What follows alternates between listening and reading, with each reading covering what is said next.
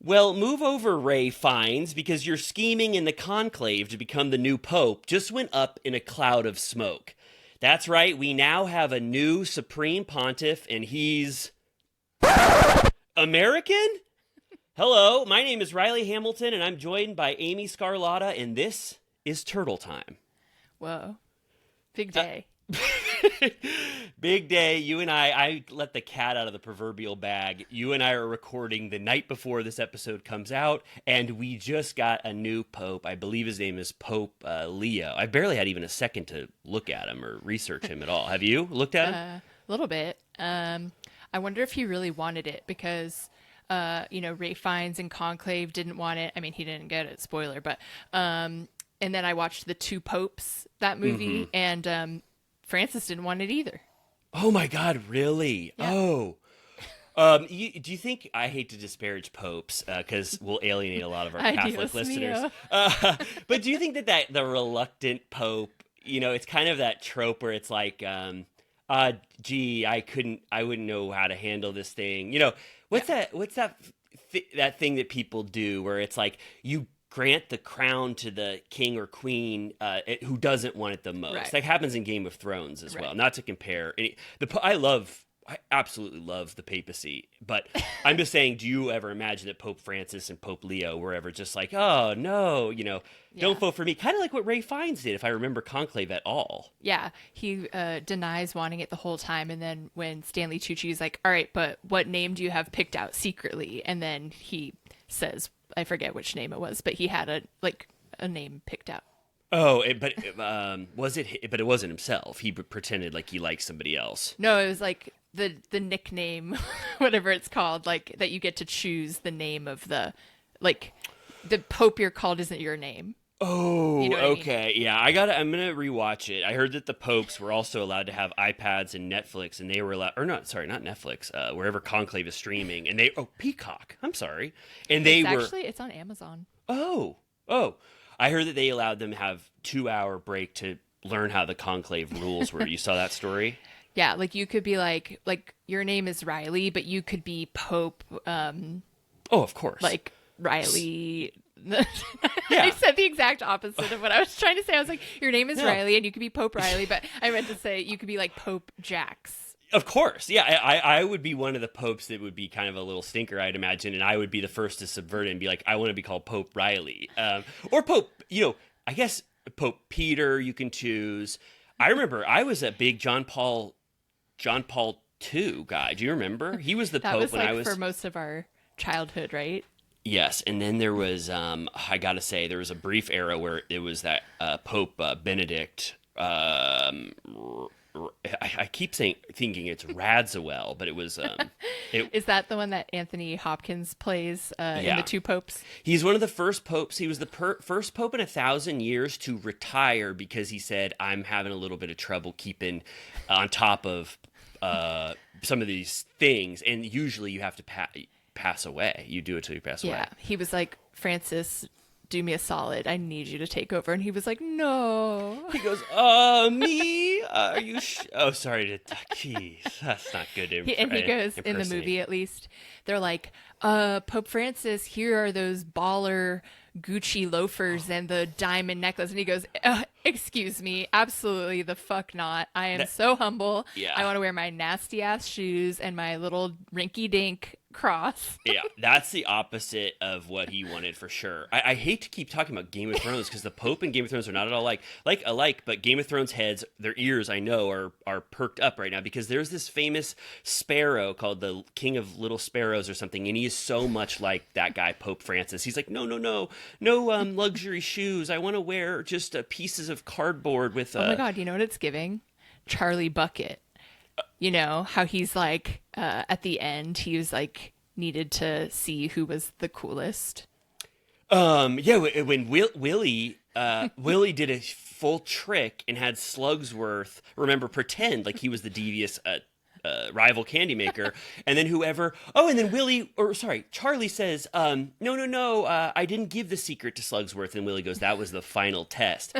He's so, I hate to bring this up again, but Willie is so mean to Charlie in that final scene before he forgives said it him. before. We'll say it again. My last thing about Pope Leo, who I haven't taken a peek at him so far. I'm completely I'm excited to learn more. I like the going in blind. I'm going. Yes, I took completely. So don't, if it finds out if he's like canceled tomorrow, please. We don't know. I have not researched him at all. He's like, the Pope can only be so.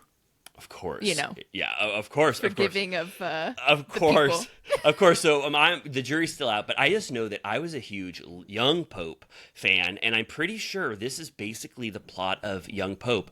Young Pope famously was Jude Law, who was a New Yorker from Long Island, and everyone is so uproarious with mixed feelings that it's an American that takes over, and I believe his name is Leo. Oh, really? Yeah, so it's Young Pope heads. You talk to me about this. Let's talk offline. But anyway, that's the last of the Pope commentary I wrote down. Do you have anything else? I think we covered it.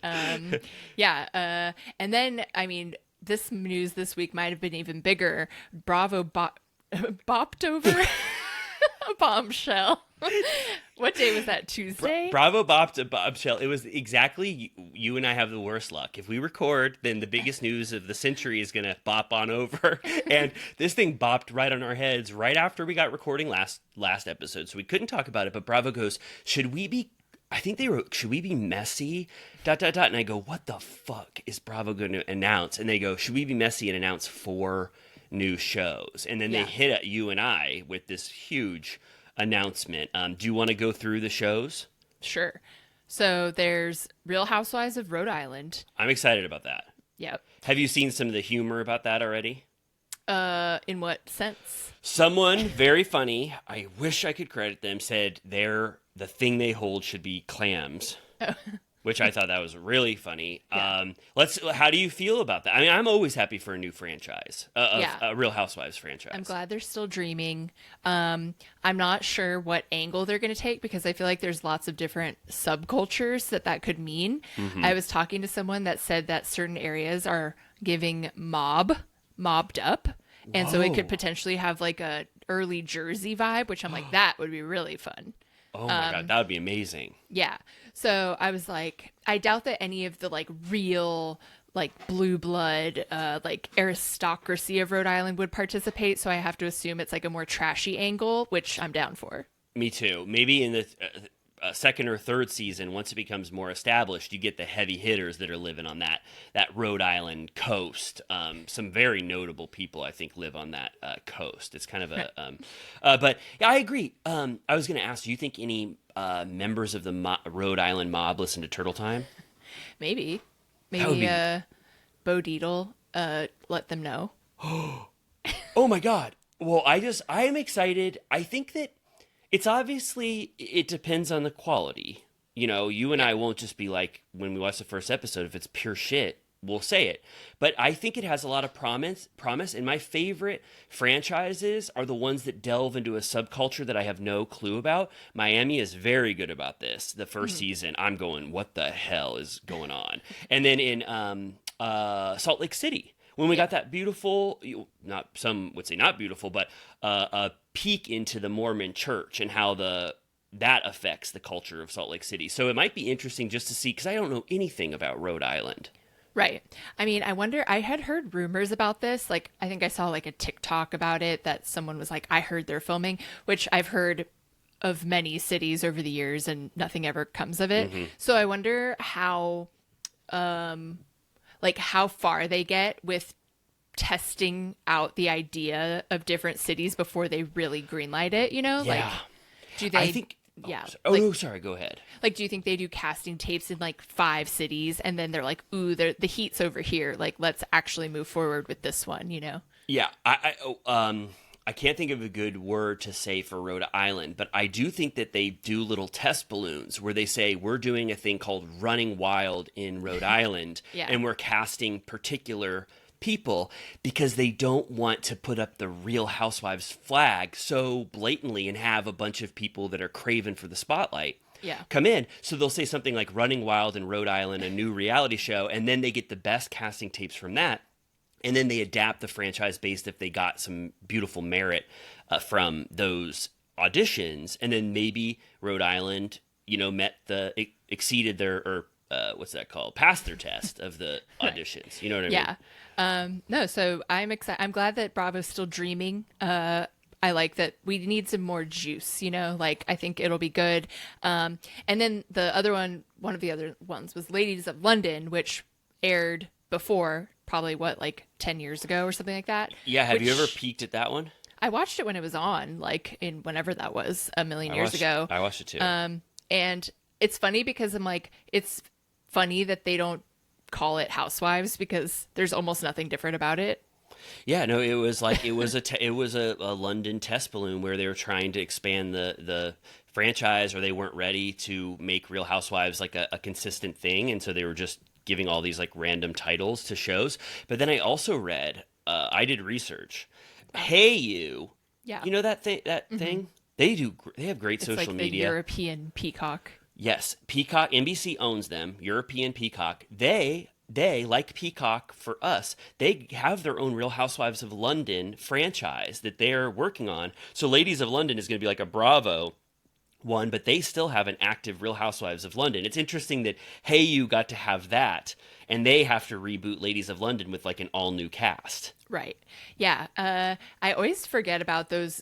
There's a bunch of international franchises that I just like have never watched, and I guess that's on me because I think a lot of people go that extra mile and watch those. Like I think there's like an Australian one or some other ones. Can I just say I found out organically that there's a franchise called Real Housewives of Cheshire, which is in between Nottingham and the London center London Big Ben. Bridge area, Big Ben.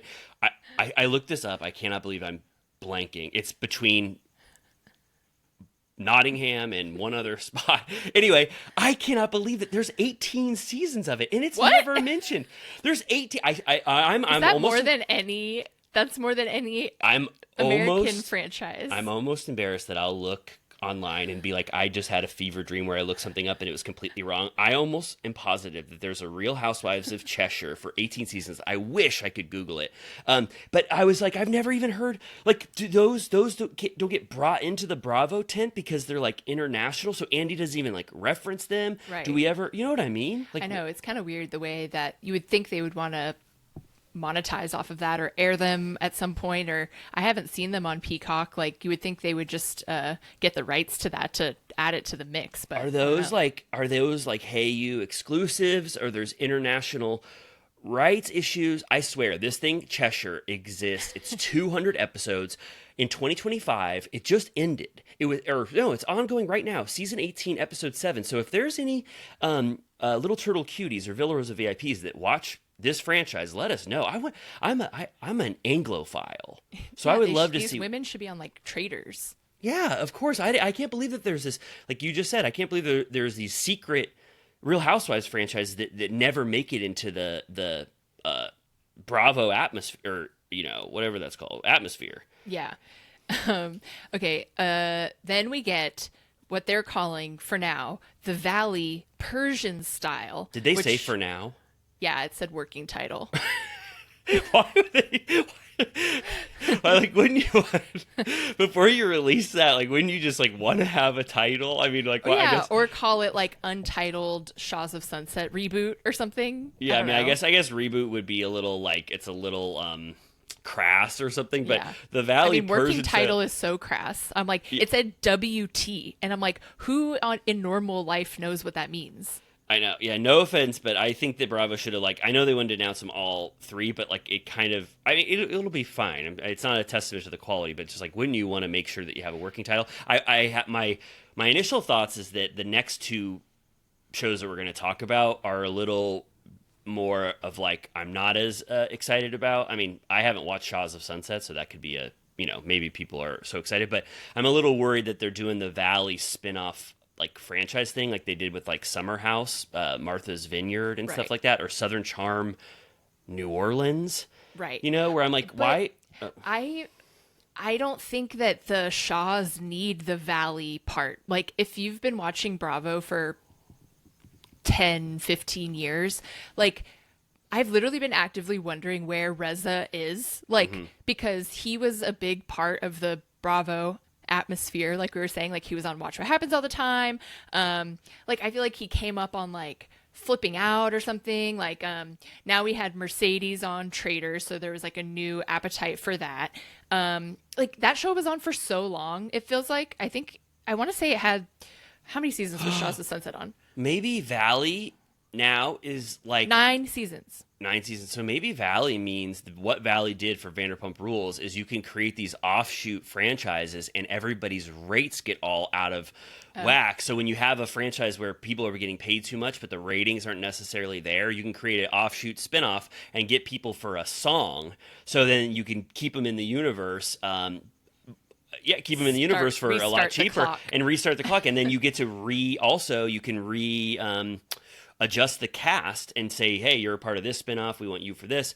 So maybe it's just a new like type of spinoff branch off thing they're going to do. But you know, I mean, I just didn't want Valley. I felt like I would be offended if I was the Valley. And it's like, you're going to make us now this like offshoot brand. Like I feel like I felt bad for Summer House when they made Summer House Martha's Vineyard, because it's like Summer House is its own show. It's not just it can't be replicated just anywhere because you want to plop a different Summer House somewhere. It's like it's its own thing, you know. So I feel like the opposite of like Shaw's doesn't need the Valley. Like those it's like those are heavy hitters that are well above on the pyramid that of like Janet or like Luke or something. Like they're like OGs. Like they were in the Summer by Bravo ads. Like Reza was like on the pantheon of Bravo, in my opinion. Well, for it's my a long fault. Time. It's my fault, because if I had more of an affinity for Shaws of Sunset, and I'll watch it. I know I'm going to watch it. Oh my God.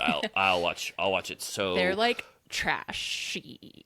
All right, well, I'm going to watch it. So part of me was just thinking of it from a branding and what it means for Bravo. And I was just worried that making Valley one of those like franchise extenders or whatever was not a good thing for the Valley, because it's its own unique thing. But my affinity, I'm sure a lot of people will just be like, Shaws of Sunset is back, like you, and it's great news. Yeah, I'm curious. I haven't watched it since it's been off the air, but I'm curious how it would hold up. I just got a clip of Mercedes.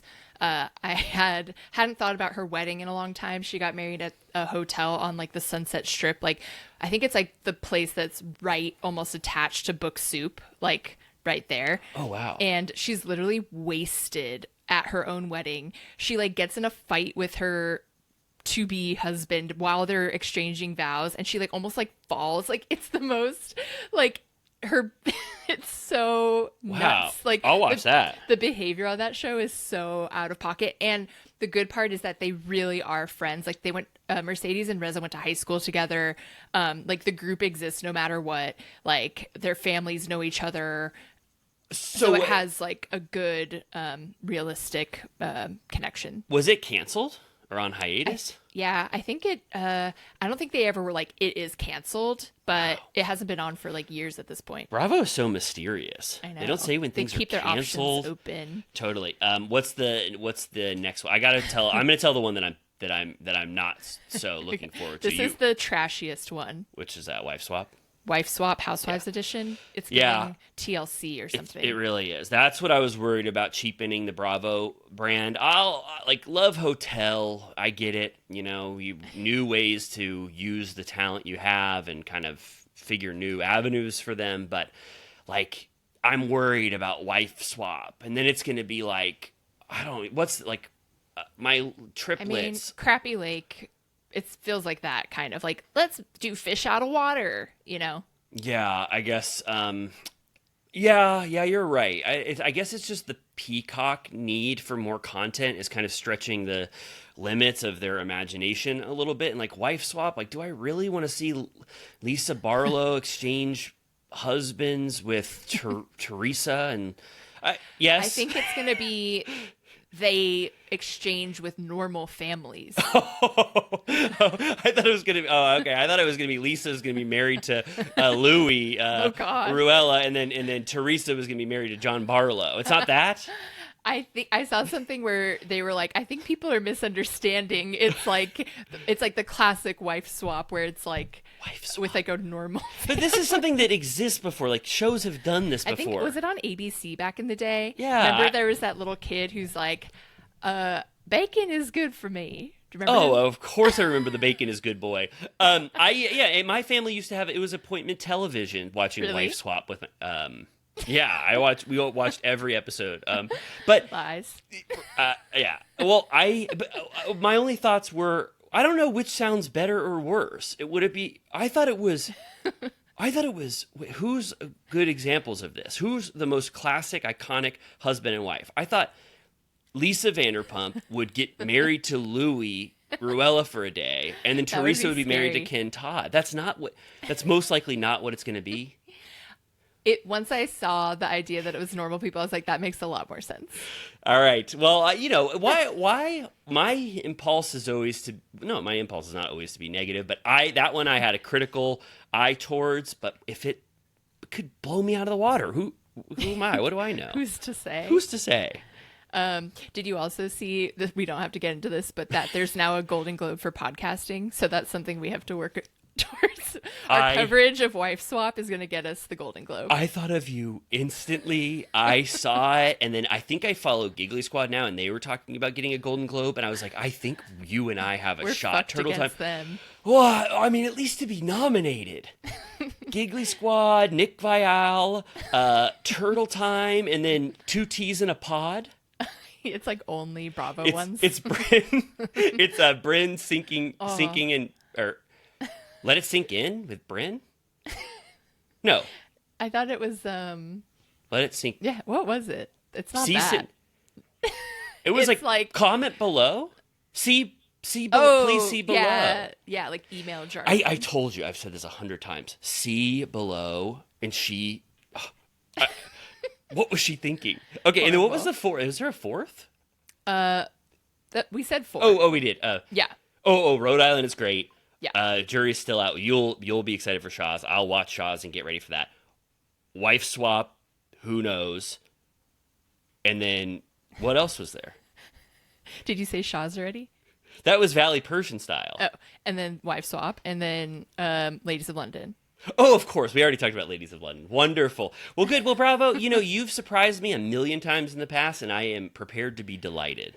I feel like I've been like ripping the midnight oil, fucking seeing all these Queens of Bravo and Bravo comments by Bravo Me updates too. and stuff. And thank God for them, because I think it was comments by Bravo. Is that what it's called? It was in tandem. Yeah. Okay. Yeah, it was like both. Queens of Bravo did the volleyball, threw up the huge volleyball, and comments by Bravo spiked it into the opposing team's sand. It was amazing. You're talking, I have to assume, about the Lindsay Carl feud that is simmering only on the internet and only a few people would care about. It's insane. Because I don't follow very many Bravo celebrities on my personal account because there's too many, but then when I log over to Turtle Time, we follow every single one, so I'll just go in and just check in, and I saw this massive Lindsay Hubbard text on her Instagram stories, which I'll show. It's a lot. Go to YouTube, if you're on 23 minutes in. And you'll see it because it's been printed everywhere now, but basically it's a clip from a Bravo account with a moment from tonight's episode that we will talk about of Carl saying that Kyle says Lindsay's been throwing jabs a little bit about Soft Bar. Carl goes, do you really want to know what I think? He goes, I don't think she's heard about what happened between us. I think she's embarrassed. And I think she throws jabs to make herself feel better about the fact that she's still embarrassed. Which I was like, damn, Carl, coming out finally saying some saucy stuff. Yeah. But she posts the clip. She goes, this man has me all wrong. But then again, this is the guy who said I was obsessed with him over summer, laughing, crying emoji. And then she does like 3 paragraphs. Do you think she was laughing, crying when she wrote that? So funny. She was just like, ha ha ha ha. She says, paragraph 1. What are we in middle school? Embarrassed is not the word here. This man, parentheses, my best friend of 8 years /fiance /partner, blindsided me and publicly humiliated me on national television with less respect than you would have for your enemy. Why on earth would I need to go to his, quote, soft launch for his bar that wasn't even opening yet? Which brings me to number 2. Okay, so I'm like, you said embarrassed is not the word, but then continued one sentence later to use the word humiliated. which I'm like, that's worse. Right. That's the worst version of embarrassing. And a synonym, I'd say, for that. Identical. Yeah. So I think she just doesn't, again, want him to be the one to say that she's embarrassed, but she can say that he humiliated her. Can I parse one thing as well? And number Please. one, she said blindside again. And I feel like even Andy, to her, like, no offense, but I think even Andy at the reunion and every time he's talked to her, he said, was this really a blindside? Can we call this a blindside? I feel like everyone except Lindsay and Lindsay's, her wonderful community of fans, have accepted that this was not a blindside. Yeah. So completely. I'm very surprised to see that language. Also, she said, also before number one, I want to take this all the way through. I love what we're doing. She also said, I didn't see this shit. She goes, I didn't see this shit at the reunion, so I couldn't get activated or something like that. Yeah. Like, I want to talk about this. And I was like, why didn't you see it? Like, what happened? Were you, you're at the reunion. That's a scene that I'm sure would have been talked about. What if that, like, maybe that was like in the final cut or something that she didn't get a chance to? But so this is the one outlet now she has to discuss this issue because she didn't talk about it at the reunion. I just want to add that context. Yes. She feels like she must comment. Yeah. Number two was, I didn't attend said, quote, launch, not because I was, quote, embarrassed, but good try. I didn't attend because why would I go 3 hours deep into New Jersey in the middle of rush hour traffic on a summer Thursday for a bar that, at that time, didn't even have a location locked in, and that you're talking about opening in Brooklyn, parentheses, the complete opposite direction. Call me when it's actually launching, but I'm not going to waste 8 hours of my life to go celebrate him talking about potentially doing something at some point, maybe in the future. Call me when it's opening. Okay, first of all, he didn't say anything about the fucking soft launch. Bravo rolled that clip. Yeah. They chose that as an example of one of the times that you threw shade. He didn't edit the episode, so it doesn't fucking matter. And it was a much more general statement. It wasn't just about that, like you just said. Yeah, no, I agree completely. And it wasn't really about that. I mean, she didn't need to justify why she didn't go. I would have never blamed her, and that wasn't the context of the clip. No. But she did want to cast a little bit of what's that called? Some jabs at the fact that the sort of that Carl didn't have his shit together, and that it was truly nothing. That we were celebrating something that wasn't launched. She's already said that entire paragraph on the after show. By the way, like she was like, is there even a location? Why would I go to that? Blah, blah, blah. And I'm like, you already used the after show to talk about that. And then number three, the shortest of the three, after watching this season back, I don't think I'm the one throwing, quote, jabs at his concept. Pretty sure a lot of people had a lot of opinions on this endeavor, and it wasn't me. Thumbs up emoji. So okay. Then I'll give her that. I mean, she poked one jab, but then we got the montage of Kyle, Jesse, and West showing a little bit of skepticism towards, that. So in a way, sure. she's right about that. And I think that there were probably a lot more opportunities she could have had to make fun of Carl about that soft launch that she didn't take. So number three stands. Number one and two. And also, I don't know if I agree even that this post needed to, be created. No. But can you imagine how long it took to write that? Like typing on your phone in Instagram stories. And to type through crying, laughing tears.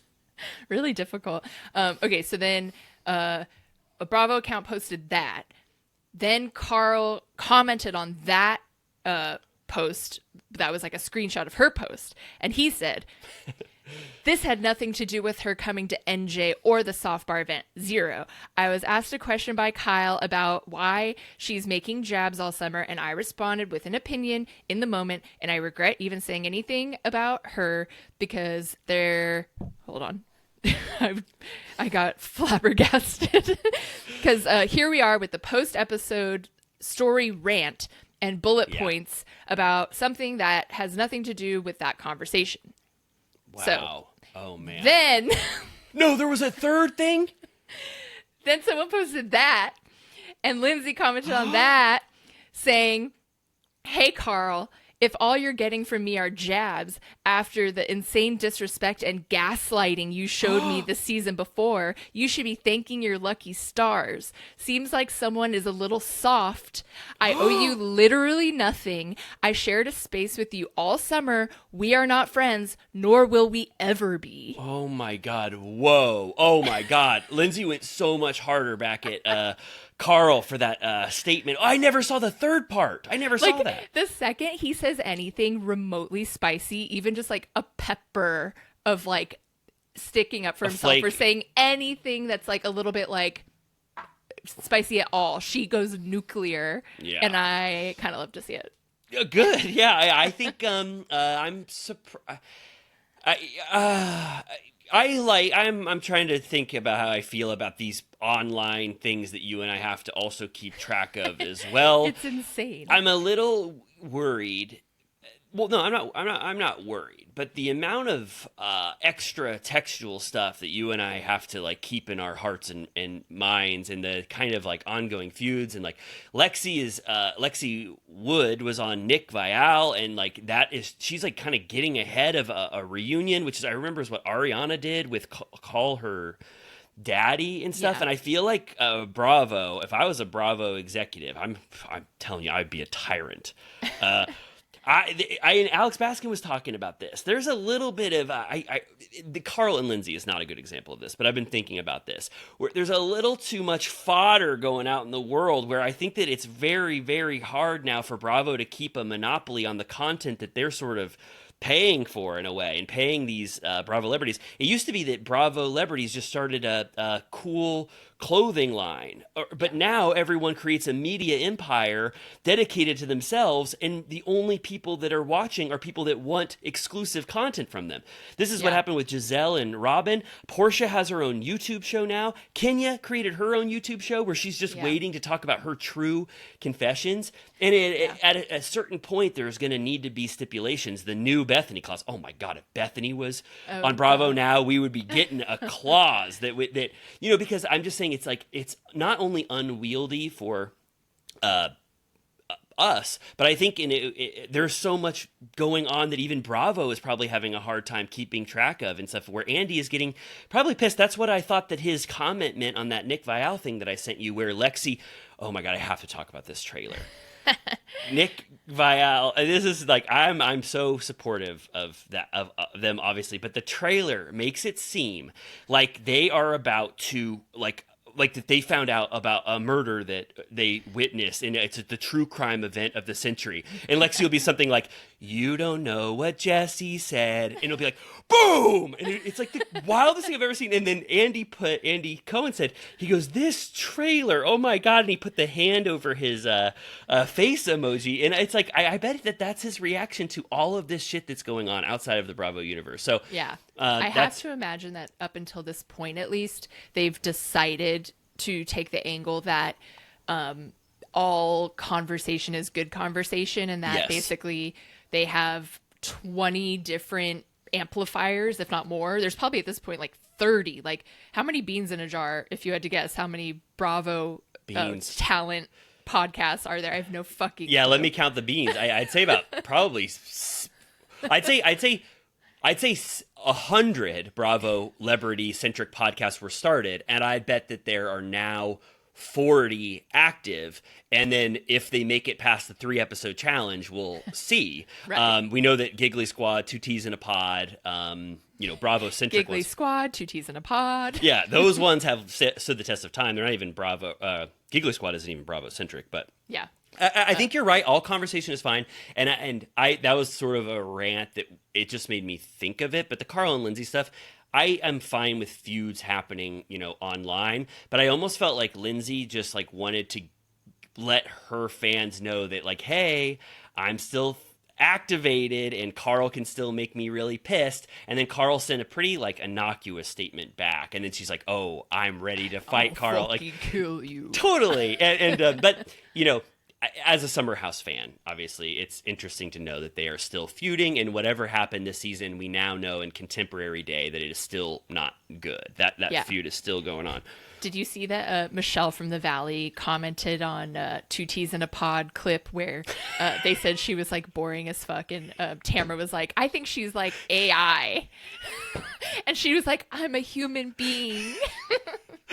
Oh my god! Wow, I kind of want to listen to Two Teas in a Pod. I would love to hear like Tamara just like completely unfiltered all the time. It's honestly kind of an inspiration that like Teddy came like near death, and she's just like talking shit about Michelle on the Valley like immediately after. Like it's probably giving her so much lifeblood. Like I kind of respect it. We never said this. We never tooted our own horns, but you and I had one clip that it was like not even mean. Like on a scale of 1 to 10, how mean content could be, it was like a 2 out of 10. Like you and I were like, it was like so silly. And we even had Katie from OC comment. We talked about this, right? Katie goes, "You took me out of context completely, and it's so hard for me to." I don't, she deleted it, so it's not. Did you see she's like might be kicked off or something?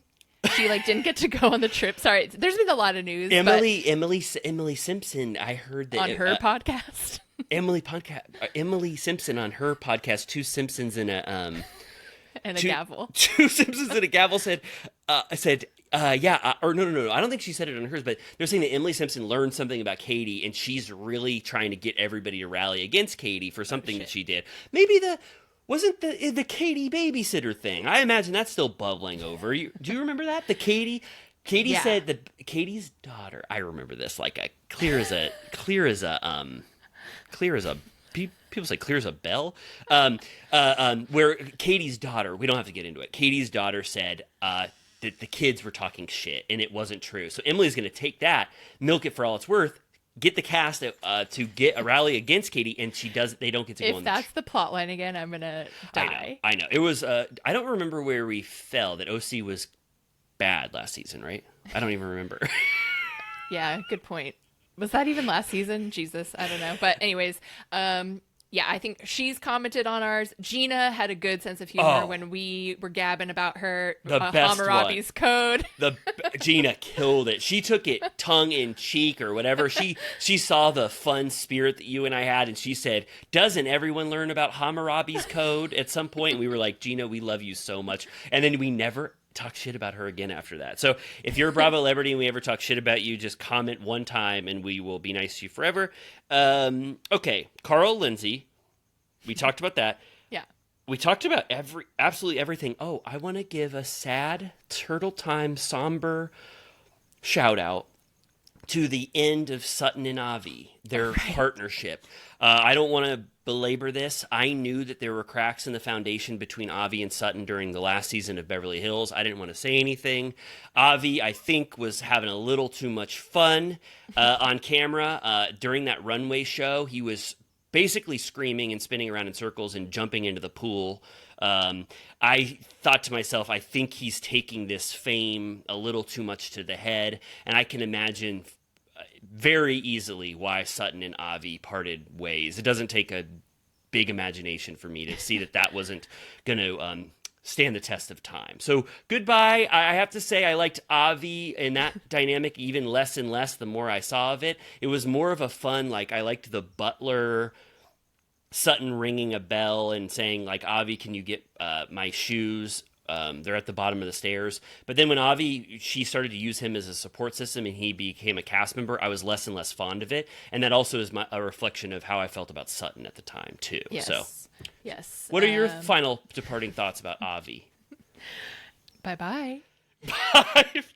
Bye-bye. And then finally, any other news before I segue us out?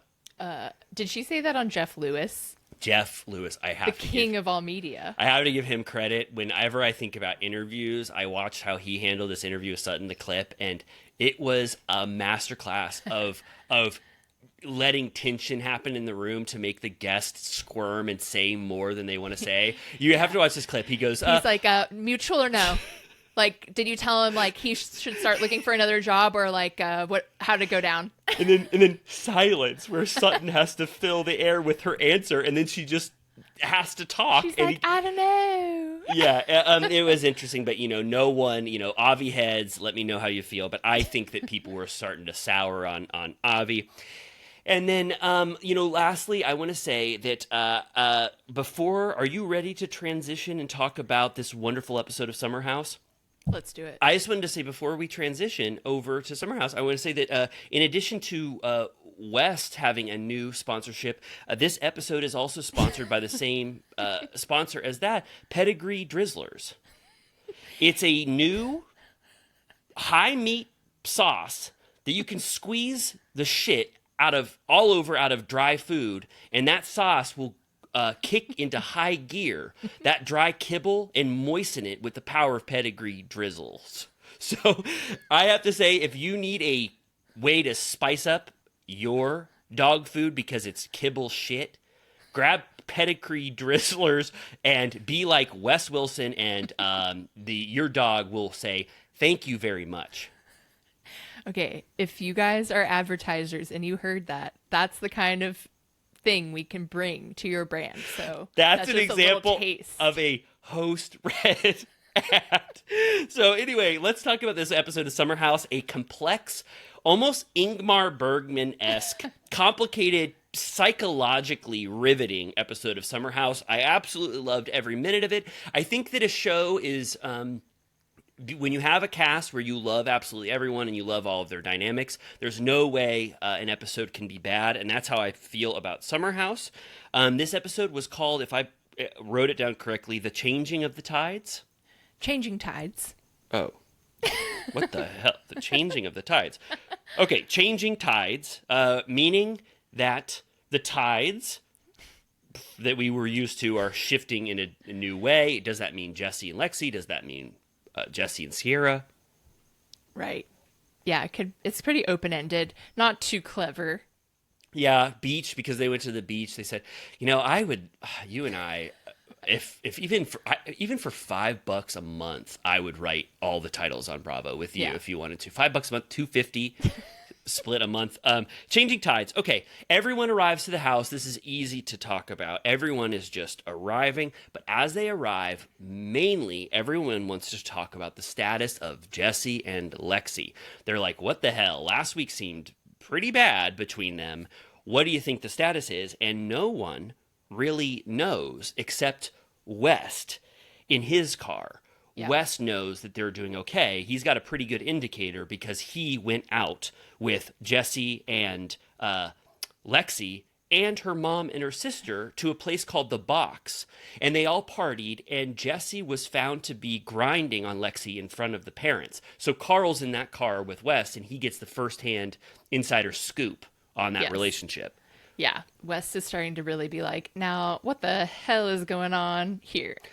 West is, I'm going to say it early, because in case I forget, West is the most emphatic he's ever been that this is sort of a weird relationship, and he is doing his best to try to nudge Jesse in a direction that is not towards Lexi. He's doing it in a very respectful way, but he's pretty fired up by the end of this episode about this relationship. Yeah. It made me appreciate him again because, as they mentioned in this episode, he's been a little reserved so far, and I was excited to see him be a little spicy and bring some personality because he's funny and I like his POV. Me too, yeah, and he was getting pissed. I mean, he was starting to scream at the top of his lungs. And also, Paige and Lindsay are having a little bit of fun. They are talking also about the dynamic, like what the hell is going on. Paige hasn't talked to anybody, and Lindsay says their shit blows like the wind back and forth. I have no idea what's going on. And then Amanda, Gabby, and Lexi had met up, right? And had a sort of meeting of the minds to discuss the Jesse-Lexi situation and the week that we missed, that we didn't film as a flashback. Yes. Huge update. The door at the house has seemingly been fixed. So that's major. Yeah, I was going to ask you, do you think that the door was warped from rain and then someone came and sort of shaved down the warped wood and made it fit better in that door hinge? I hope so. I got a TikTok of someone that it was like a first person tour of the house, and it was like that feeling when your family owns the summer house, and all the comments were like, never fix the door, and they were like, I didn't have any problems with the door this time. So at some point it got fixed. Right now, probably, right? This week. Did that tour show the movie theater room? I honestly scrolled away. I was like, I've seen it. Me too. And, I only watched the front of that video. I saw it, and I also skipped. No offense to that wonderful creator. But you know what I was thinking last week? We didn't talk about this, but when they were watching Zootopia in the rain? Yeah. How pissed were they when they knew that production was in that theater room and they could have watched Zootopia on a big screen in movie theater seating? True. We didn't talk about that. Yeah. No, when I watch TikToks, I turn into a true mouth breather, and I have to watch stuff at 1.5 or 2 times speed if I want to absorb all the information. Otherwise, I have to look away. Me too. It's sort of bad what TikTok has done to attention, because if you don't get to the meat, of the most interesting thing you've ever heard every single 3 seconds, people are going to scroll. I mean, don't talk to me about TikTok. I'm floundering like a fish over there. Okay, Kyle. Okay, everyone arrives. Kyle and Amanda arrive, and then Kyle says, I have an important phone call. My sperm doctor is calling me with my results. He gives everybody sort of an update that his sperm had been working around the clock to produce as much semen as possible. And they kind of laugh about that, because it's like, not only is Kyle a workaholic, but his semen his sperm is also doing a bunch of shit constantly. You know what I mean? So they kind of have a little bit of a laugh about that. Yes. So then when he goes to take his sperm call, there's sort of a Jesse-Lexi update. Lexi says they had a good talk at one point. Amanda's like, Jesse, what were your takeaways from that conversation? And he's like, I learned that my communication with Lexi was poor. And Sierra goes, so you're not two-faced? You're not a liar? You're not two-faced? That's your takeaway? And he's like, come on. He goes, oh, shit. He goes, oh, what are you trying to say? And he's really defeated and sad that this has happened for a new week. He's bummed out that Sierra is like this. And Sierra's like, oh, I just want to make sure. So you instantly know that Sierra is still pissed at Jesse for what he did. And he goes, Sierra is not someone that you want to have on, as not your friend. I mean, look at what the hell's been going on with her in West. It's brutal having Sierra as not a friend. Yes. Kyle comes in, gives us the sperm update. He leaves us on, with bated breath. He's like, so the thing is, you need this number to be 20 million. That hits all the marks, 20 million. And you're like, oh God, does he have the 20 million? And he goes, I have 159 million. And they do like a lotto winning thing edit where it's like everyone is screaming and cheering and they have like money raining down and they put 159 on the screen. It was a very fun edit. Everyone is so excited for Kyle that he has so many sperm. I wanted to note that he now has joined the sperm evaluation club with Tom Sandoval and Tom Schwartz. I think those are the only 3 Bravo celebrities where I know the status of their sperm, or I did at one point, right? Right, yeah. He said that the doctor was like, you could get someone pregnant by sneezing on him. And everyone's like, what the hell? And Amanda's just like eating a salad, like dipping iceberg into ranch and or Caesar dressing and eating it one by one, and she doesn't seem to give a fuck about this information at all. She's like, great, who cares? Yeah, and Kyle, they show him, a camera person pans up, and Kyle does give a sort of a sad look at Amanda that she's still eating salad, and she wasn't one of the people that raced up to congratulate him, which he talks about later in the episode. Do you think that it would have been funny or crude for him to start doing a bunch of fake sneezes after he said that sneezing joke line? Crude. That's what I wrote. I wrote very crude and not funny. I feel like we've talked about that the sperm thing is giving a little bit of a storyline, which is why I think Amanda was like, I don't need to be on the call. We didn't have any worries about your sperm, actually. The fact that would be a have fun with that. Yeah, I think that Amanda never thought there was a problem, even when he said the initial. Oh, Craig, we know about his sperm. Oh, right. Oh, so that's 4. Sperm Club. Sperm Club is, I would say, absolutely definitively healthy sperm club. Well, not necessarily. No. Schwartz. Can we do was sperm bad. standings? Kyle, 159 with a bullet, 159 million. Craig's were impeccable, I remember correctly. Yeah. And then Sandoval's were a little bad. It was like a 7 out of 10. And then, don't get me started on Schwartz's was like a D-. sperm. It was absolutely, he had 4% good shaped sperm. What was it called? Morphology. The morphology of his sperms. I think I said this last week. 96 had misshapen head. So I would say sperm club. If anybody else knows any Bravo celebrities that had joined the sperm club, let us know. But for now, we have 4 heavy hitters. Absolutely. I would say. Okay. Another fun, we're always talking about West and Sierra moments. Sierra's pouring herself a huge martini, and she goes, I have so much left over. And West goes, I wouldn't say no to martini leftovers. And then Sierra, not a big thing, not a big deal, but she does, in a nice way, give West the leftovers. And it's like these little glimmers of hope that we've seen. There's a couple in this episode. They're always fun. I don't know why, for some reason, because I think we're rooting for that friendship or relationship, what we had last season. So any attention or acknowledgement that Sierra gives West is kind of nice or fun. Yeah. In my he opinion. Played to, I forget who was across from him, but he was like, look at this. He gave me a thing. He gave a bunch of weeks. Okay, let's travel outside by the pool, shall we? Please. It's Kyle, Carl, and Jesse. They're like, bro, Carl, what's going on with the soft bar? Give us the update. And he says he has signed a lease. It's 7 years, $10,000 a month. 7 years? I know. Is that how? I guess that's how it works. 7?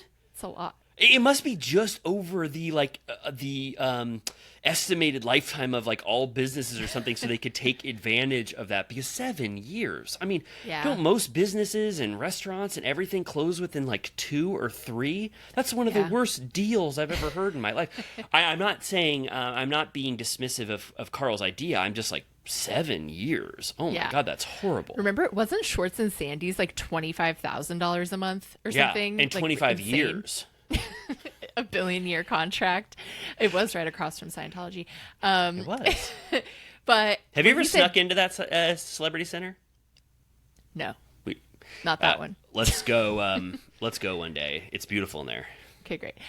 When he said 10,000, I was like, I don't know. I thought it was gonna be worse. Me too. I was like, okay. I said that's nothing. Less than him and Lindsay's rent was. What was their rent? $13,000. Oh, this is nothing compared to that. He could live there.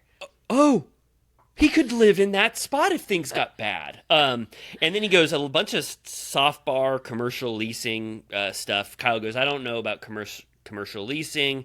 How do you get out of that? And Carl says there's a good guy clause where if another good guy says, hey, good guy, I failed in here, can you get in here? There's that clause. And then there's also filing bankruptcy, which... Can you imagine if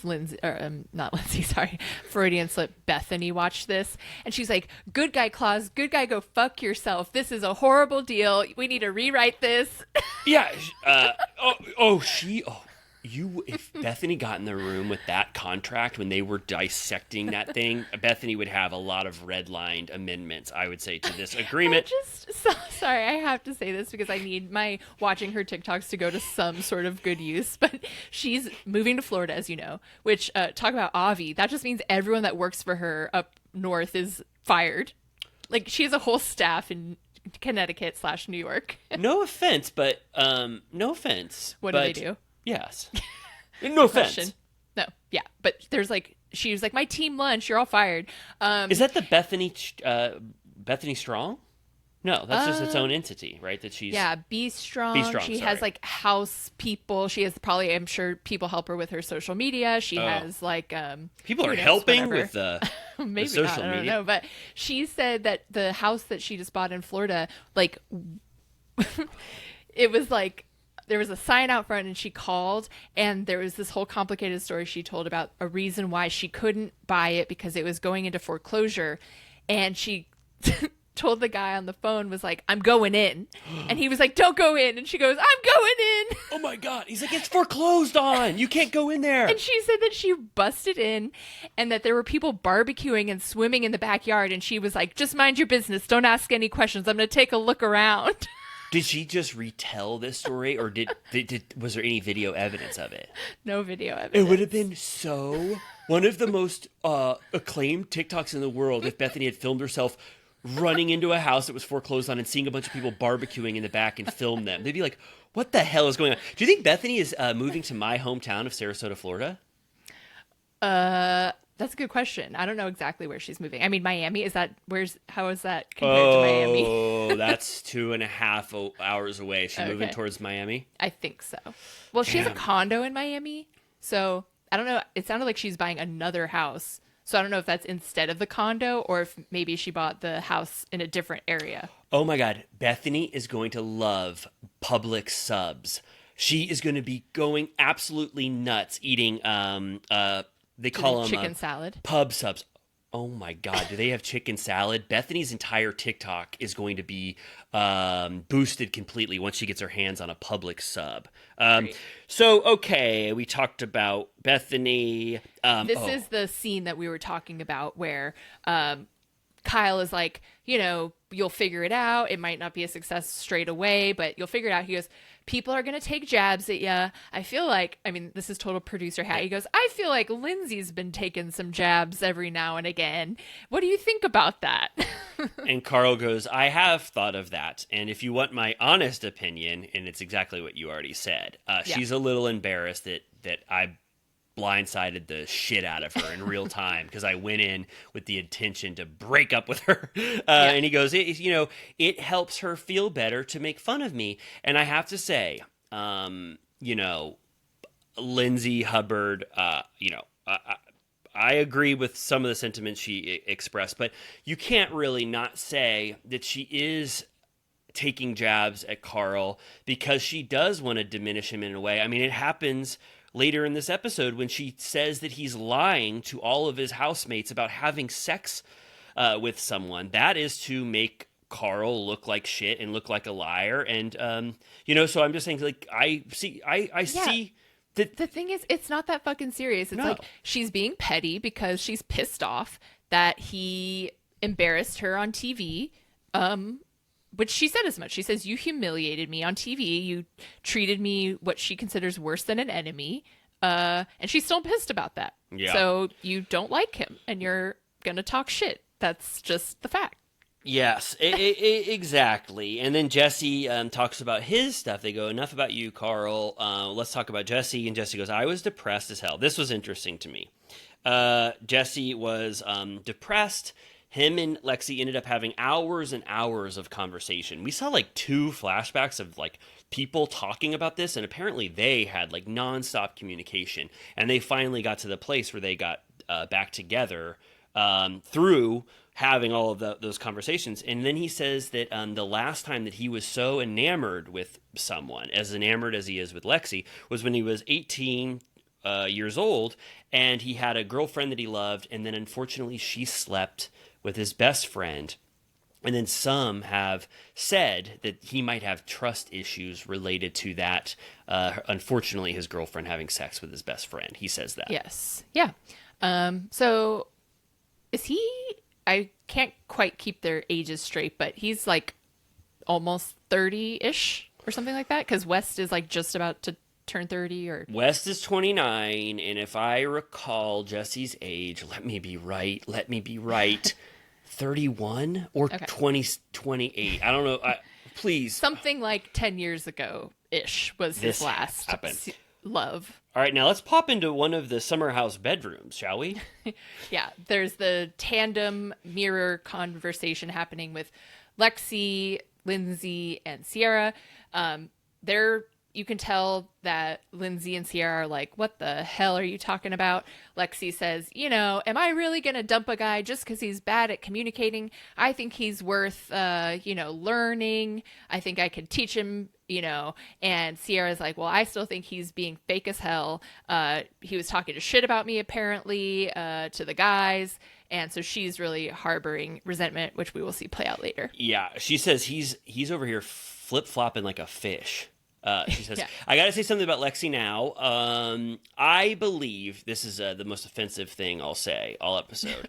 I do think that she is, in a way, trying to appear a lot more nonchalant and like I'm holding all the cards than the actual reality. Because later when Jesse says, she called me and said, when the hell are we getting back together?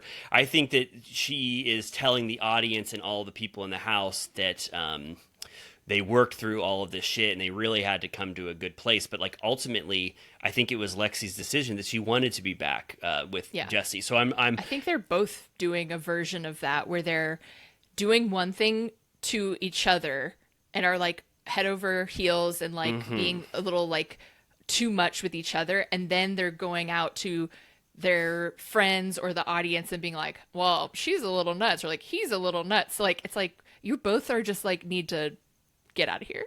Yeah, you're right. Yeah, you're right. They both are doing that. Okay, now they decide to go out to 2 different restaurants, and this made me sad because Megan has been telling me that some TikTok person revealed that Summer House is too big of a group and they're too unwieldy together that they can't do group scenes because there's 10 of them, and the Hampton restaurants are pulling their hair out being like, we can't seat 10 people and have a reality television show film. We're not equipped for that. So they have to purposefully have these dissected groups go out because they just can't handle them anymore in the Hamptons like that. Did you see this? Is this real or a lie?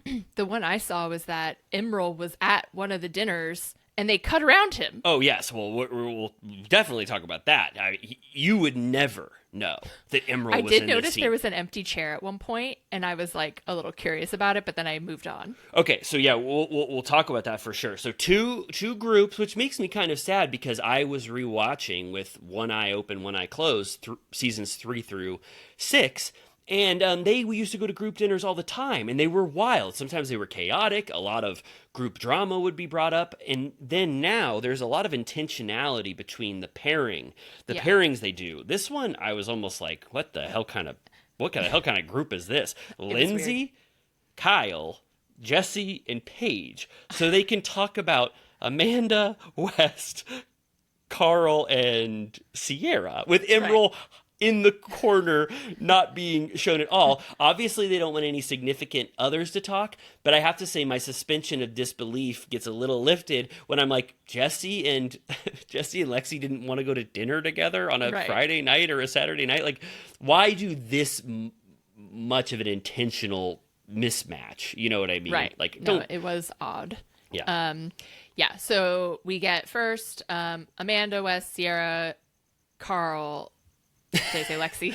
Yeah, Lexi. Yeah, that group is hanging out. They're at Oakland's. I love seeing these restaurants because I want to go to the Hamptons someday with you. If you'll go with me. Oakland's, and then the other one is called Ketch, but it's not the Ketch you're thinking of. Ketch.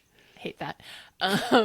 So West asks Amanda about babies and future babies and if that conversation is going to be ongoing. She says, we're not there yet, not even close. And then we get the clip of her saying she's finally feeling like herself after a long time. She's like, first of all, pregnancy will knock me on my ass. Then I have to worry about postpartum. And I just want to be hot and happy for right now, which I get and I think is cool. And I think a lot of people online are giving Kyle a hard time about like, you didn't want it and now like blah blah blah, and I'm like, I don't even I mean, I think it's valid for him to be like, oh, that's kind of interesting / concerning if you actually think you might not want kids at all. Like that's a valid concern to have. But I also think that this all of a sudden timeline thing is for the show. Oh, really? Oh, Kyle's pushing a little more, being like, where in the hell are we going to have these kids? Because it's a new rift to exploit, because Kyle and Amanda's conflict does fuel a lot of seasons. So this is like the new relationship development to talk about. Like I got a sperm test delivered to the summer house rental. I'm going to talk about it with Schwartz twice in one episode. I'm going to have my call to the doctor the second we get to the house. Like, why the fuck would you ever do that? You're blowing my mind like I just watched The Matrix right now. I did not even think for 1 second. I didn't smell Why would you get the sperm kit to the vacation house? Now that you say it, it's like I took the whatever the pill is, the one that you go into the Matrix. I see it all now. It's true. It's too much of a clear through line to have this conversation. Okay, well, I'm going to think about that for the rest of the season.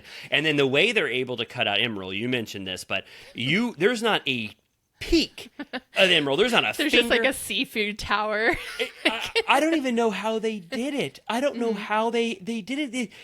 I watched the scenes again, and I'm just like, he was there. People saw it, maybe his arm, but they edited out all of his audio. Did he toast? Did he have a drink? Everything about it. And I'll say the reason. If Emerald wasn't enough in the episode, in the forefront of it, and they were only going to cut the Friday night into one episode, and Emerald didn't have enough of an impact, they're not going to pay his episodic rate if he was only in one scene, and at dinner he said, I like the food here. They're just not, it's not worth it for them to pay him whatever the $1,500 or $2,000. So I think that's why they cut him out. The worst option is that they have realized that Emerald is not providing any fun or entertainment. And they're like, we need to phase this person out because he missed a weekend, nothing happened, and then now he's not delivering this weekend, so it's time to make the audience forget about Emerald.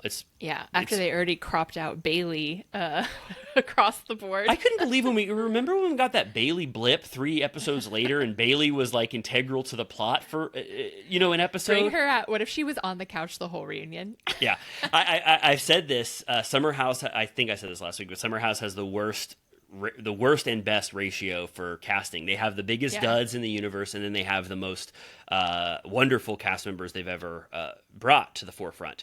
Okay, back to Jesse. Jesse, at his dinner, he wanted a dirty martini, and then he goes, I got to talk about this Sierra shit. I was so bummed to learn that Sierra was still pissed off about this. I don't think what it was a that big of a deal. Do you think she'll accept my apology? And Paige, who knows Sierra very well, says, I think this one's a slow burn. You're not going to not be friends ever again, but I just think I would take it slow, and she will forgive you eventually, but she's definitely due an apology from you, which sets the seeds for the final scene. Yeah, and he's like, I don't know if we will be friends. Look what she did to West. Like, she refuses to be his friend, and it's like really sad. And Kyle goes, stop right there. You can't say that's what she did to West. She's the one that felt screwed over by him.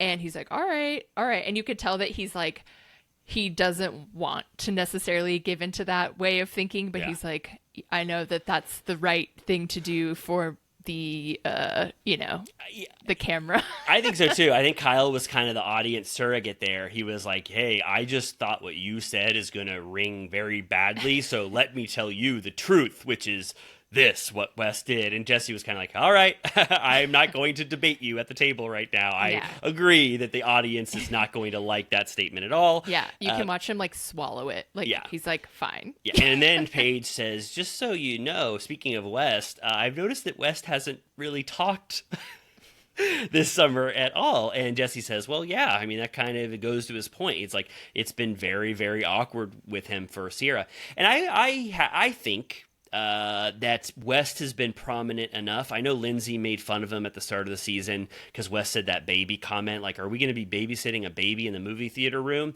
And Lindsay goes, I did more with one episode than West did all season. I was like, oh my God, that is so mean.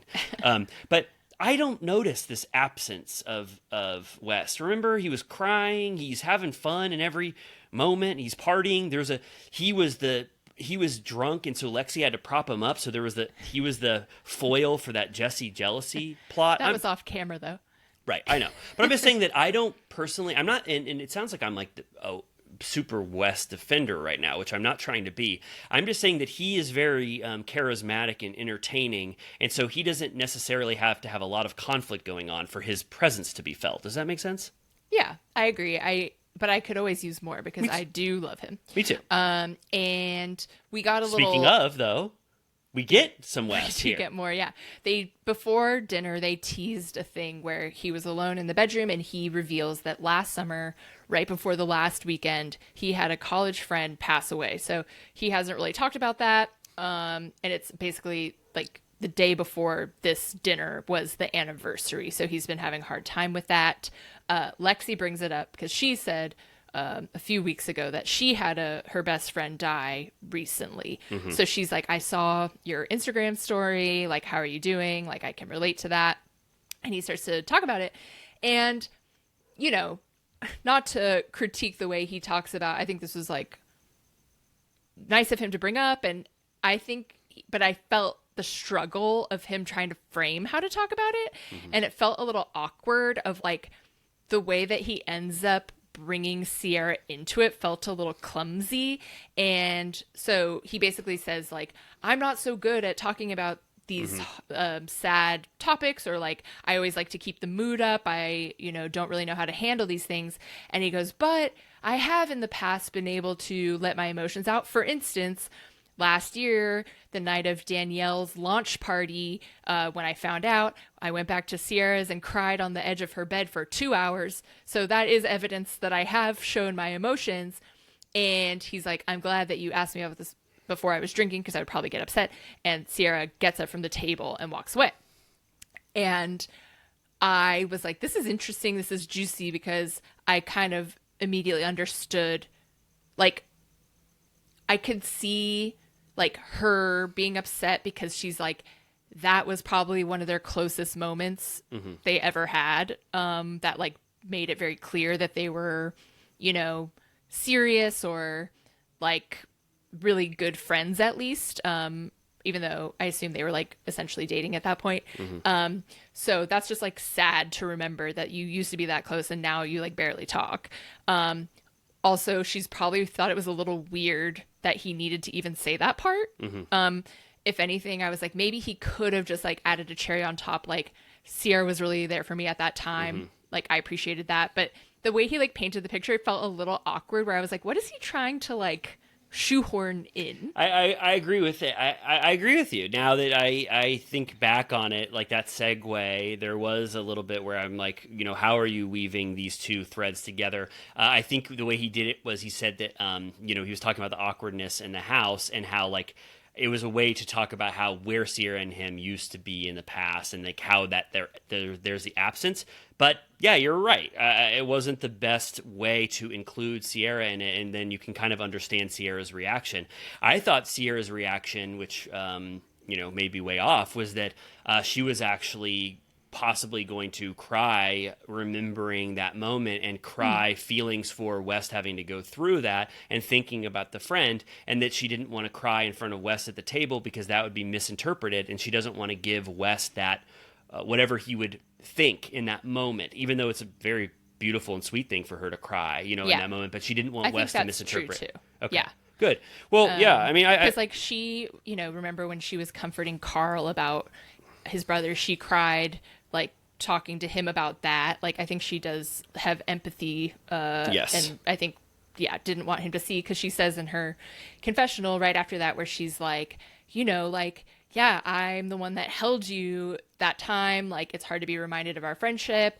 He can brush it under the rug, but I can't. And, she said this before, when he was getting shit on, I think at the reunion and stuff, where she was like, my heart wants to like give him a hug and be like, it's going to be fine. But my head is like, you cannot go there. Like, she has her walls up now, but she says that she, her heart wants to be the opposite. Yeah.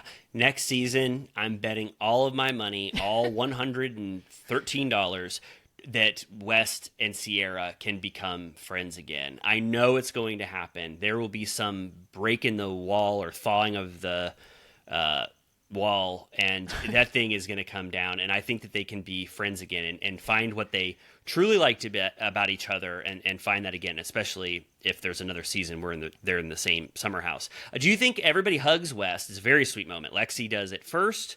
No, Carl does it and goes, I care about you, buddy. It's so sweet. I mean, these are the moments that I love more than anything. Table. Lexi comes over, she hugs him, and do you think Emerald came up and hugged him and they cut it out completely? Maybe. Okay, Kyle, they're back at the house. Everyone had big enough dinners or fun enough dinners that they just want to go back home. Kyle tries to DJ a little bit. He's, I think, a little bit drunk because he wants to eat a muffin. Jesse goes in the bed, and he's so sexually excited that he starts sneezing. And he goes, when I get really, really turned on, I sneeze all the time. Wow. Good thing he's not Kyle. That's what I thought. That's what I thought. Good thing he wasn't Kyle in that moment, who famously can get people pregnant from his sneeze, because he learned that from the sperm doctor. Okay, everyone wakes up. Paige burnt her hand on a curler, and she had to use frozen chicken from This takes the cake over the chicken skewers in Ariana's bedroom. Raw chicken. I know that it's packaged, but in your bed, without putting it in a Ziploc or anything.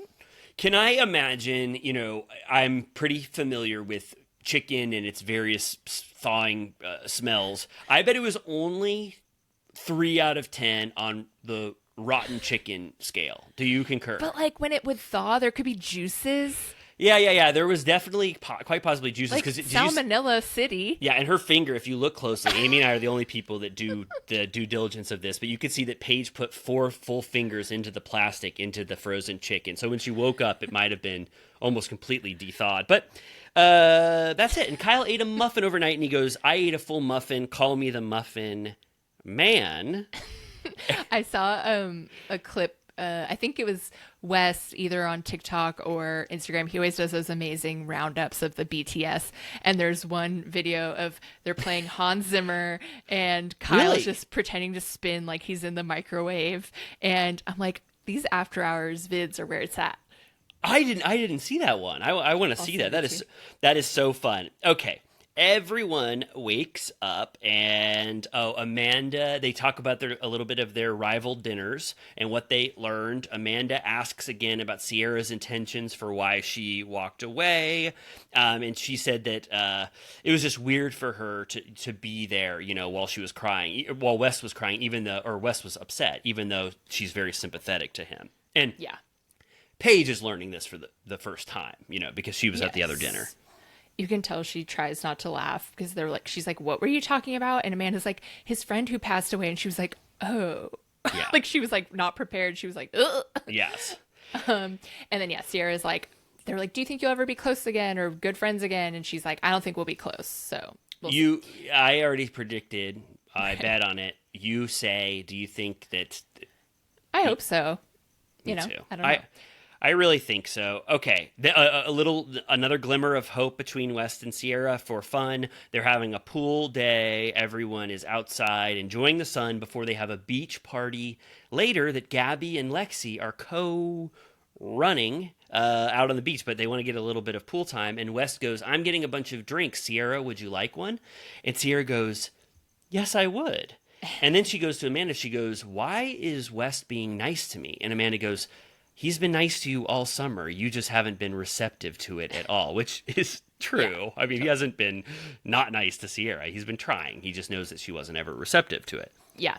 Okay, so here's where we get the Kiki session where Jesse and West and Kyle and Paige are talking about the Lexi of it all. He's like, Jesse says, I'm just as confused as anyone. I thought we were absolutely donezo. She gave me a whole list of reasons why we couldn't be together. And then out of the blue, she called me and was like, are we getting back together or what? So that's what we were saying, where it's like, well, she is also kind of flip-flopping. That's it. I mean, and then also, but I have to take a big grain of salt with what Jesse says, because we've seen that he's not the best, he doesn't relay information 100%. He relays the sentiment, but he doesn't get the exact words right. But he says, this is what she said. She called, or they were talking all the time, and she said, when are we getting back together? And he said he was very surprised. I believe I believe that, the theory of that. Something happened where they went from last Sunday, her saying like, take exclusive and shove it up your ass, and then arriving the next Friday together. So, and then he says, and also her mom and her sister came, and we all kind of workshopped what happened, what went wrong, what I can do better, my lack of communication skills. The entire Wood family was in the apartment. And then I immediately, I got kind of pissed because on Watch What Happens Live, the mom and the sister, I don't know their names, I'm so sorry that I don't, but they go, we never liked Jesse. I couldn't stand him. I saw right through him. I thought he was a piece of shit. And I was like, well, then, I don't know. You were going to the box till 3 a.m. You were in multiple scenes with him. You were not let him, but you were grinding, like watching them grind. You went to apartment therapy sessions with them. It's like, you could have been more clear. I couldn't tell if they're just, now they want to talk shit about Jesse because it's a united front that they're like, Jesse treated Lexi like shit, so we never liked him. Because it was like, it's a lot of hanging with him just to talk shit about him afterwards, you know? Right. Yeah, I'm with West. He's like, this is fucking weird as hell. He's like, we went out and they were there, and Jesse grinded on Lexi for like 2 hours at the club. And Paige is like, oh my God, I don't even kiss Craig in front of my parents. I think that's so weird, which I agree with that. I'm like, think that's... I draw a firm line. I'm like, first of all, I don't want to like go out to the club with my fucking parents. Like, no. Right. Yeah, well, I was just going to say, I'm the exact opposite. I'm more of the Lexi. I'm the Lexi school of PDA. I love kissing and doing a bunch of stuff in front of my parents. But Wes thinks it's weird. And Paige is very diplomatic. But in her head and in her heart, she wants to talk shit because she basically agrees with Wes. She goes, I think it's odd as well. I will back West up on that statement. But Wes is the one who's really going in, telling Jesse straight to his face, this is weird. I felt very proud of Wes that he got, he let his feelings be known about that. I mean, we've talked about him sort of alluding to this, but he finally says it right to Jesse. This is weird. And he's freaked out by it, he says. Yeah. Well, I loved what happened here because Jesse got so into the Kiki that he was like talking shit. Like he's like, dude, like, he's like, well, I would never do that in front of my parents. He's like, we went out to the bar. Wes was like, they were at the bar till 2 a.m. and then they went to a club after that. And then Jesse's like, they went to the box till 3 a.m. Kyle's like, all right, I'll give you that. That's a weird place to go with your mom. And Jesse's like, I shouldn't even be saying all of this, because then you realize you're like, he's actively dating her, and he's like, what the fuck? Yeah, I mean, then it's like, where's the line of honesty and thinking things are weird and being able to tell your friends about it, and also being the one who doesn't talk shit, which I'm saying, in quotes, that about your significant other. I have to know, New Yorkers, please. I never ask any questions of New York affiliated Little Turtle Cuties and Villa Rosa VIPs, but I have to know what the box is like. I don't want to Google it. I want to know, why did Kyle say... I think it has like burlesque. Oh, okay. Yeah. All right. Well, that's not that. But I think they like drag people up, and like it's like a sexy vibe, I think. Okay. All right. Well, you answer my question. Little Turtle Cuties, you don't have to do the work on that. Well, elaborate if you've been there. I've never been there. Yeah. And West is like, no. This is all so fucking weird. He's like doing relationship therapy with them already. Kyle's like, you're being a negative Nancy. And he's like, no, it's weird. And if it's happening now, it will never go away. Because it's like, yeah, imagine if that's already happening 1 month in, what weird vibe it's going to be after like a year. Yeah. I don't want to be too harsh on whatever's going on with Lexi and her sister and her mom, but I do. I think there's I don't know what the right word is. I'm not I don't delve into psychological things, but do you think that we were going to bring it up. She got asked on Watch What Happens Live if she dated Drake. Do you think Drake partied with all three of them? I'm glad you asked me. Yes, I do. You know Drake better than anyone. I do. I'm the number one Drake fan. I'm glad you asked me. Yes, I think he met Lexi Wood and Lexi Wood's mom and sister. And then when you asked me, could I confirm this? I said, no, but there is a lyric where Drake says, Lexi, Lexi, Lexi, you're so sexy. So I think it's almost confirmed that they did date. And also, Jesse very casually said in an interview with a wonderful podcast, I wish I could remember the name, he said, when you're dating someone who's dated Drake before, and he said it very offhandedly, it sounds like that was a private conversation that they had, but Lexi just doesn't want to admit it because maybe, it's just too big of a bombshell to drop. Toronto sweethearts. Totally. So then a little bit after this, there's a moment where Jesse and West are in their room. Lexi comes in. She's like, Jesse didn't even notice that I walked in. And she's sort of like doing like a Betty Boop, like posing. She's like, look at me. Boop, and boop, ba-doo. Is that what Betty Boop does? Exactly. And he comes over and almost like jokingly like macks on her, is like overzealously kissing her and stuff. And West looks straight into the camera and points at them and is like, womp womp. He does a Jim from The Office on him. Totally. And I LOL'd. And he's like, you know what? Like, this is not normal. I'm still reeling from all the Sierra shit. I learned that lesson the hardest way imaginable. I'm he trying goes to in with help him out. Paige and Amanda. Yeah, he pops into Paige and Amanda, and this is when he talks to them about Sierra. That conversation. And he says in his confessional about Jesse, West is like, can I say something? He's like, can I be so fucking for real? He's like, I kind of love that they're both insane and it's so crazy. I love it. Yeah, I like it would be because he says it makes him feel less crazy is why he likes it. I don't know. I mean, I don't know if that rang true to me because I was like, well, then what's going on in on the footage when you're saying, I don't like this for my friend. I really, really don't appreciate this. This is also weird, I guess. But in the back of his mind, he's saying, I like how toxic and odd this is because it makes me feel better about myself. I think it sucks the worst for him because he always has to third wheel with them. Like, during the week, on the weekend, in the car, in the room. Yeah. So then Jesse does a little quick check-in. He goes, are we ready for the beach with Amanda and Paige? And he goes, I'm 100% great with Lexi, but things with Sierra are absolutely awful. They all say, you need to apologize to her. And Amanda goes, can I give you a word of advice? No jokes, Jesse. And he goes, I think that is definitely what the strategy I'll employ, which he does. He listens to that. No humor whatsoever. And then they also tell Jesse, when he's talking about Sierra, they go, we thought Craig was absolutely convinced that when he saw what you and Sierra were doing at that one party, I forget what party that was, what the theme was. Pirate? Yeah, maybe pirate. He goes, I thought for sure that they were going to hook up that night and that they would leave this summer dating. And Jesse is like shocked by it. He goes, I can't believe anybody, thought that from what they witnessed. But, I don't know. We thought that too. I mean, they had a lot of chemistry. They seemed like they really liked each other. It could have. He's like, do you think Sierra thought that? They're like, no. Yeah, no, she didn't at all. Okay, are we ready to move to where the tides did their changing? Yes. The beach. Yes. The ladies get there first. Gabby, they're like, it's such a nice day. Gabby's like, no one wore their shoulder pads, in reference to when Paige made fun of Lindsay for knowing she was about to get engaged on the beach and wore shoulder pads. Lindsay laughed. Show the clip. Yeah, Lindsay laughed her ass off when Gabby referenced that. She really iconic moment. I love it. Roll the clip. I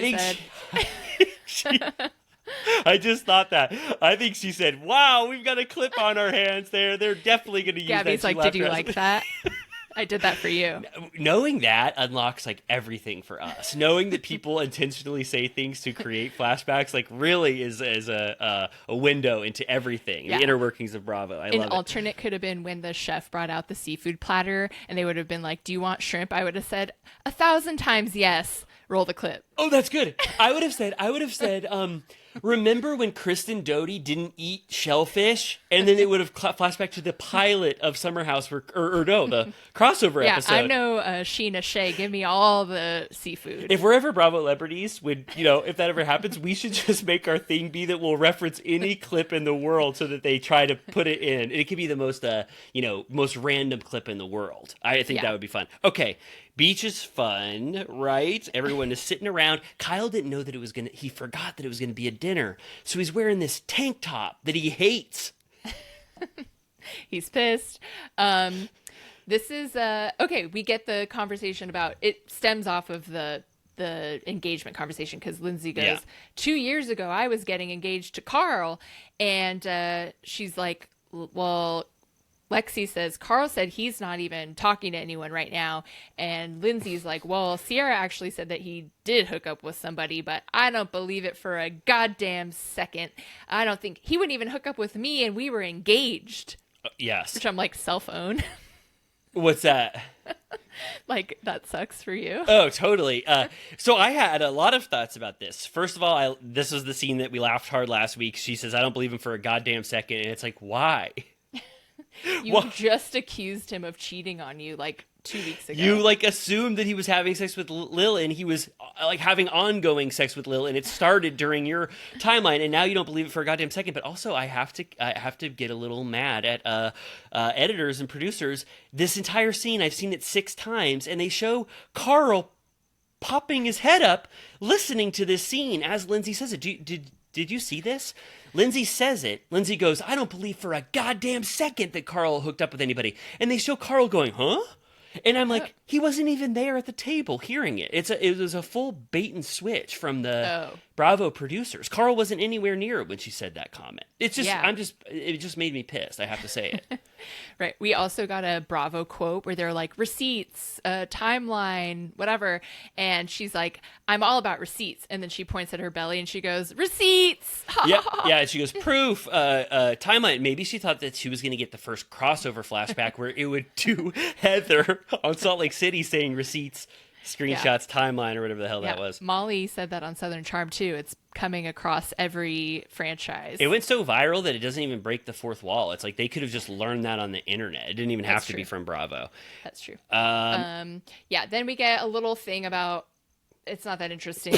They talk about like, Amanda's like, I'm here for you, Kyle. I wasn't worried about your sperm calls, so that's why I wasn't there for you. And then Paige is like, Kyle and Craig are such whiny bitches. They want to be reassured all the time. Yes. And I have to say something really quick. Okay, so first of all, I thought I liked Amanda being really silly and running over and being like, I can hear you. You guys didn't set your scene properly. Like, we hear you, so I'm just going to run over and tell you, immediately respond to what you're saying. It ruins his scene if you wanted to talk about that more. She's like, no, I only did this because of this. Like, you can't produce this. So I thought that was a silly, fun moment. And also when Paige says, Craig needs constant validation, and Kyle is just like that. Lindsay actually bit her tongue because that is exactly what she accused Carl of needing last season. Carl was asking for constant affection and also words of affirmation, and Lindsay didn't say anything about it. So 1 point for Lindsay not using, an instance to talk shit about Carl in that moment. She must not have thought about it. Sure. Okay, then Jesse pulls Sierra aside.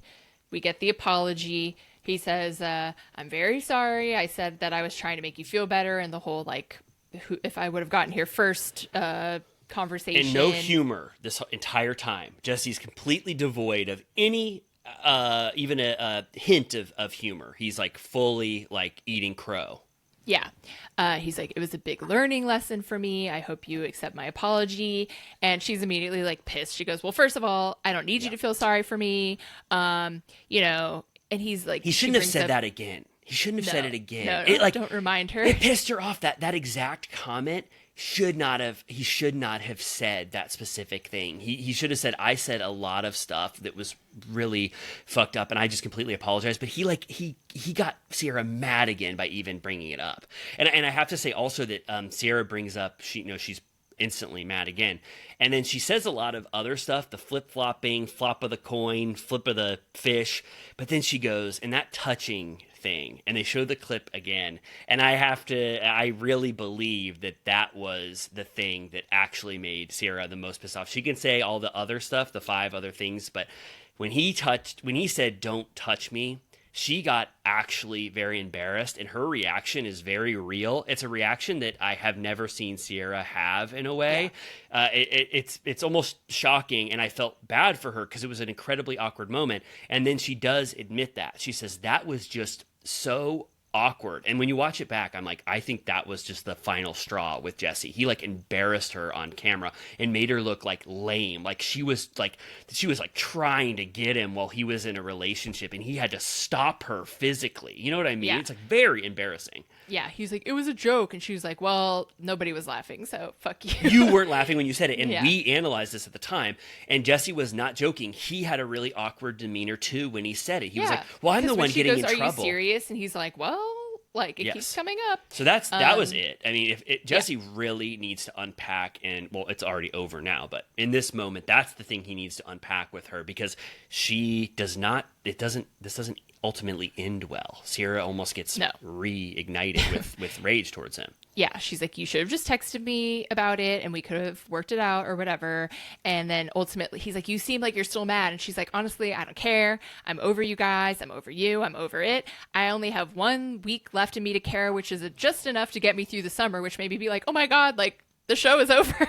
Well, that makes me so sad. I think they'll be able to squeeze three episodes out of that last week, and then we get the final page, post. Right, because that wasn't in the tease for next week. We get next week they tease Lindsay cheerses, saying this is the anniversary of Carl breaking up with me, and he's like, thanks for saying that fucking in front of everyone. And she looks him in the eye and goes, thank you for setting me free so I could accomplish my dreams. And I'm like, because when they broke up, it was post season, or like were done with the house, which means that next week has to be the last weekend. Oh, you're right. Oh, I didn't even think about the timeline of that. Oh yeah, that's great. Wow. So we are in the final stretch of this.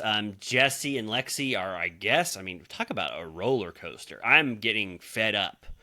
Up and down, and now apparently we're down on the roller coaster. Lexi goes, I think we should break up because of how you're treating or talking. Maybe she's mad about that solo conversation that he had with Sierra. Who knows? Yeah. But she breaks up with him again. She really wants to say, I'm the one, dictating all of these moves, and now I hate you. And I don't know. I don't know what ultimately happened here. I wanted to ask you, as we get out of talking about this summer house, why do you think we get to know that Jessie and Lexi flamed out like with the fire of 1,000 suns, but with Sierra and West, it was like lock in the vault, and we didn't know one whisper for 1 second whether they were broken up or not? Why do Jessie and Lexi get the privilege of airing everything out, and we know for a fact that they're broken up? Is it because they can't keep this under wraps? There's too much animosity, but there was animosity with Sierra towards West. Right. I don't know. I mean, maybe just because West and Sierra, they like weren't necessarily together at the end of the show, and then like she let him have it at the reunion, but then they sort of got back together after the reunion, so the breakup was kind of like after that. Yeah. And I guess I didn't think about the fact that, they could just break up at the very end, and so we see that, and so they're like, you don't have long to wait to witness the demise of this relationship. We can talk about it for 3 or 4 weeks. I just think it's interesting how they handled it, because I would think that Bravo would want to keep the mystery under wraps, because you're watching this now, and you're like, Lexi and Jessie are doing good again. Totally. Yeah. I wish that Sierra could have forgiven Jessie in this moment. I'm a little bummed out. Obviously, I think like everyone that because we know that they have a friendship now. I don't want it to stretch out, 1 more week. But knowing that it does end, I guess, softens they become friends, softens the blow. But either way, a wonderful episode of Summer House. I loved every minute of it. Anything else you want to say before we say good night and goodbye to everyone? I know that we missed out on the Valley after show on Tuesday. Was there any highlights? I know that Jax talked about his dick a lot and his crotch grab. Oh my God, thank you for reminding me. I was about to end Turtle Time preemptively for no reason. I want to talk about the Valley. He goes, oh my God, he says, my penis is so, I don't want to get demonetized. He goes, you can say penis. Regions? My sexual organ, well, that's going to be worse. My organ is too big. I have to shift so many times, so that's why I did that. And then you get to watch the Valley cast all look at this TMZ article, and Tom Schwartz in real time is like, "Why the hell did you pull your pants so low?" And he's like, "It's blurred. Like, what was showing?" And Jax goes, "It's too big. It's too big. I can't work with it. I have to do it." And he goes, who's the head of TMZ again? Harvey Levin. He goes, "It must have been a slow day at the office, Harvey Levin, if you're talking about me shifting my penis for a couple days." Yeah, it was probably like, when you watch that show, it's like, Jax caught with his pants down. Imagine Harvey when he was in that cubicle with all of his employees and they're laughing their asses off because Jax showed off his penis to a TMZ reporter. Talk about like worst case scenario if like that's on a TV and you're just like, you're like waiting for your car to be done or like in a waiting room and you're just like, this is the worst show I could possibly ever watch. Oh, you mean if you're someone who's like has to watch TMZ because it's on and you just see it says Jax Taylor took there was an itch he just couldn't scratch. Yeah, you'd be like, what the hell am I watching? Purgatory. Dentist, can you please turn this off? Did I ever tell you that I interviewed for TMZ? Oh God, thank God you didn't get it. I got 78% of the celebrities right, but I flopped completely on all sports figures and the Kardashians. Damn. I said Khloe was Courtney. No, Khloe. I think I said Khloe was Courtney. Oh, okay. What else was fun about this thing? Oh. Okay. Well, first of all, Brittany blocked Jax. Finally, those texts got too much, and she said, "This is horrible. It's probably not good for him." I loved that at one point Jax was like, "I just needed so bad her to say that she cared, and if she just would have sent me one text that said, 'We're thinking of you. See you in 30 days.'" He goes, "I would have put my phone away in a New York minute. It would have been in the vault." And I'm like, yes, I'm sure if Brittany replied to you and said, "We're thinking of you. See you in 30 days," that you wouldn't, under no circumstances, had replied in all caps, "How dare you lock me away in here, you disgusting bitch." Yes. And I don't know Jax too well, obviously, but even I know that Jax would definitely put down the phone and say, "That was perfect. I just needed one simple heart emoji or thumbs up emoji on my text." He says that would be like a diamond ring to him. And I was like, I think he always wants an excuse for anything he does. The excuse there is that she didn't text him enough or say anything while he was. It's like it's just never enough. Nothing you can ever do can please Jax, and also he has an absolute excuse for every single bad thing he's ever done in his life. And this is another example of it. He goes, "I'm a words of affirmation guy. A note with can I make you lunch pretty soon? What are we doing for dinner?" is like a diamond ring to me. He says it's like it's always. Yeah, he said his mom and dad were big on post-it notes of affirmation. And Zach said on Watch What Happens Live, he was on the other day with Michelle, which was awkward, bad combo. But Zach killed it. Yeah, no, I like him. He's Zach funny. was very funny. I think Andy was having a lot of fun with Zach. The demon segment when they made his voice demonic. I was laughing. Me and Megan were. It was a rolling laughter where everything he said continued to be funny. And I think Andy had a good time with him. He was he was poking fun at that America comment, and Zach was very good. I thought that Zach could have gone either way. I thought he could have been too nervous, or I thought he could have been too.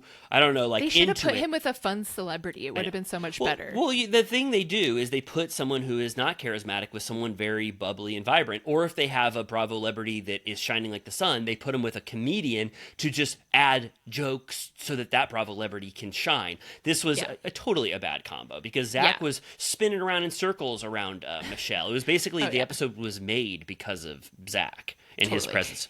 Yeah, he said that Jax is way worse than he's ever been post-rehab. Like, he's become more of a demon since. Can I tell you a famous fictional character who also had that exact same arc after they went to therapy?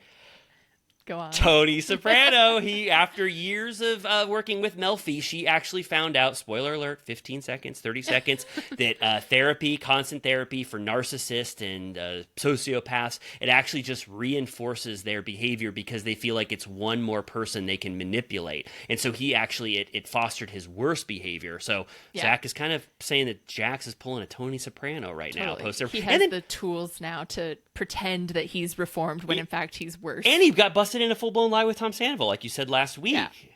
Yeah. What was the other thing? Oh, Zach said they were talking about Quentin Tarantino, and Michelle was like, yeah, whatever. Like, I met him at Chateau, and Jesse came over with Isabella, and we talked, and Zach's like, he's always there. I've had lunch with him. And Andy was like, why? Andy was a little rude. He was like, you had a lunch. No, but seriously, why? Because I think Quentin is a very gregarious person. My friends have seen Quentin at El Compadre just sitting alone. I just got a TikTok about that. Yeah, just sitting alone at a bar stool, almost begging for people to come up and talk to him. No, I'm serious. I think he goes into situations because he likes to talk. He loves to talk, and I think he likes to meet new people. So I totally believed it completely when Michelle had that story, and then when Zach said that he said I didn't even know who he was, and he talked to me for like an hour. All I thought was we need to start going to Chateau Marmont or hanging out. And El Compadre. I just saw a TikTok where a girl was like, throwback to the time that we ran into Quentin Tarantino at El Compadre, and he said I was a work of art, and there was just like 5 photos of these random girls with him. I took my parents to Casa Vega, and we sat in the Quentin Tarantino booth, and my parents love Once Upon a Time in Hollywood, so they were like, they could not believe it that we were actually doing that. So fun. Love it. Lastly, can I say, or no, yes. not lastly, I'm not going to say lastly, I'm going to say what's one vibrant thing that stuck out is that you and I, everything comes back to Patreon. Everything is about paying us $5 a month, because Jax talks about how he is so glad he skipped out on Willa's spiritual awakening session and the gratitude ball. He goes, I was glad to be in therapy when I saw that. And then Jeremy goes, well, ha, Jax, because you loved a Reiki healer once on Vanderpump Rules, which, Little Turtle Cuties, Amy and I just recapped Reiki healer, Reiki Breaky Heart. Yes. And so we are in the throes of the Reiki healing journey, and Jax gave us a new fact that we'll use forever, which is that the Reiki healer was married the entire time. But on Vanderpump Rules, they pretend like the Reiki healer and Jax might have this affair, and they might have sex together, and it's supposed to make Brittany jealous. If they would have mentioned once that she was married, it would have fully ruined that entire arc. You know what I mean? He was like, I don't know what, because he was trying to say, he's like, who's got time to meditate and sit with the spiritual circle? He goes, I would just be thinking about laundry. Like, I got too much ADD for this. And they're like, what about the Reiki healer? He was like, well, the Reiki healer was amazing. Yeah. He was like, Kelsey, I absolutely loved everything about her. No, she, and we are, I'm going to say, because we're already in tout Patreon right now, the Reiki healer actually did give Jax amazing advice. We saw him in a therapy session, and then we saw him with Kelsey, the Reiki healer. And spoiler for Vanderpump Rules, everyone has probably seen it, the Reiki healer is the one that says that Jax purposefully self-sabotages his relationship with Brittany so that she'll break up with him, but she'll never do it. So that gives Jax the courage to break up with Brittany, where we're at in season 6 of Vanderpump Rules. So I love that the Valley is like this. It's reigniting the legacy of Vanderpump Rules. Yeah, if only it stuck. Zach is on that episode when she's briefly single for one day. So it's all relevant. But yeah, I love getting the after show finally on the Valley was 22 minutes. I was like, all right, we're getting back to normalcy. And I hate to ask more questions to prolong Turtle Time, but is Summer Houses done? I haven't seen it. I think it's like they gave up. I don't know. They're like, we'll just wait for the reunion, I guess. It's very strange. Okay. All right. Well, okay. So you and I actually, we talked about Watch What Happens Live. We talked about after shows. We talked about Summer House. We talked about all the news in the universe. I'm giving us the Turtle Time report card. Did we talk news? Check. Did we recap the show that we were supposed to recap? Yes, with a fine-tooth comb. Did we even talk about an after show that we missed because we couldn't, because of our screeners, watch before? Yes. Check. And then, did we promote all of the shit that we have to promote? Yes, I give this Turtle Time an A-. That's pretty good. I'll add on top of that Sunday that we have, in fact, as promised, released new merch this week. So take a look. We have a Jax You're No Angel Sweetheart sweatshirt. We have These Are the Best Day of Our Lives. Vanderpump Rules Legacy t-shirt. Yeah, we have koozies, certified turtle piss stickers. We have Norman, the cat, hats, and Sir Alley, go to everything. Etsy. Go to Etsy now. Don't stop listening and go to Etsy. You got to see this beautiful merch. There's so much beautiful stuff. Come on, certified turtle piss on a koozie. Who would have ever thought?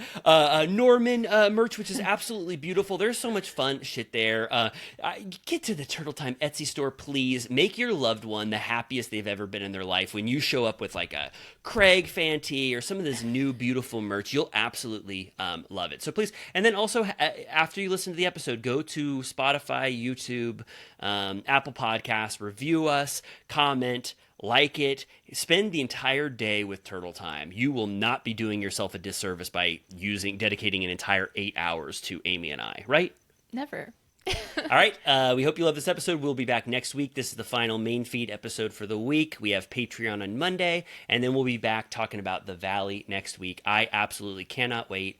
Good night, little turtle cuties and Villa Rosa VIPs.